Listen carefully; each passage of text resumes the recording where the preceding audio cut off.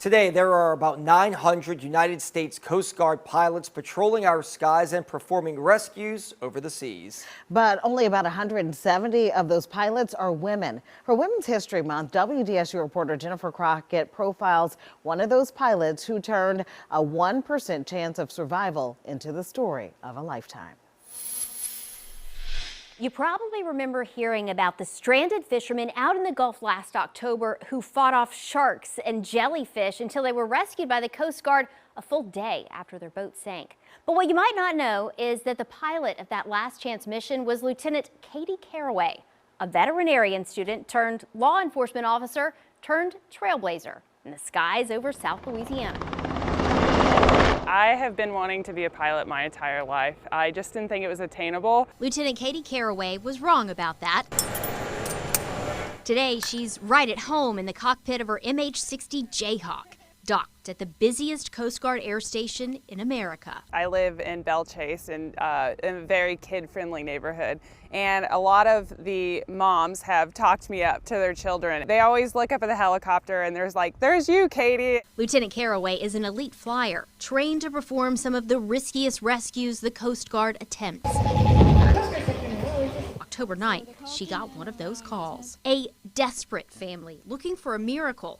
3 missing fishermen somewhere in a search grid the size of Rhode Island. So we knew that it was going to be very difficult, less than 1% survival. You know, we knew that it was going to be very hard to find these, less than finding like a needle in a haystack. Somehow, after being in the water nearly 24 hours, one of the fishermen was able to send a text with a picture of his location. We knew that we were going to find them that day, and that's just amazing to take them home to their families, you know, because a lot of these stories don't end that way. At times, hovering just 12 inches over 6-foot waves, Lieutenant Caraway and her crew hoisted the first fisherman to safety.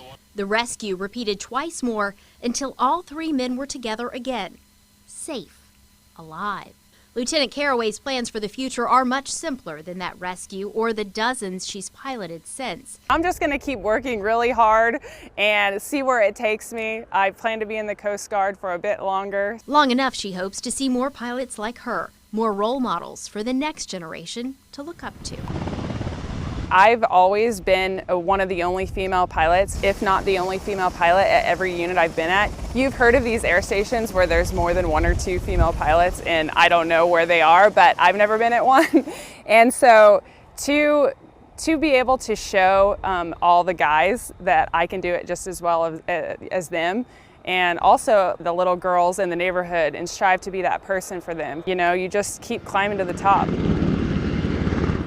And speaking of climbing to the top, Lieutenant Caraway and the entire crew of that October 9th rescue mission just received an award from the Coast Guard Foundation for their daring and precise work that day. Giving the award, Coast Guard Commandant Admiral Linda Fagan. She's the Coast Guard's first and so far only female 4-star admiral. Reporting in the studio, I'm Jennifer Crockett, WDSU News.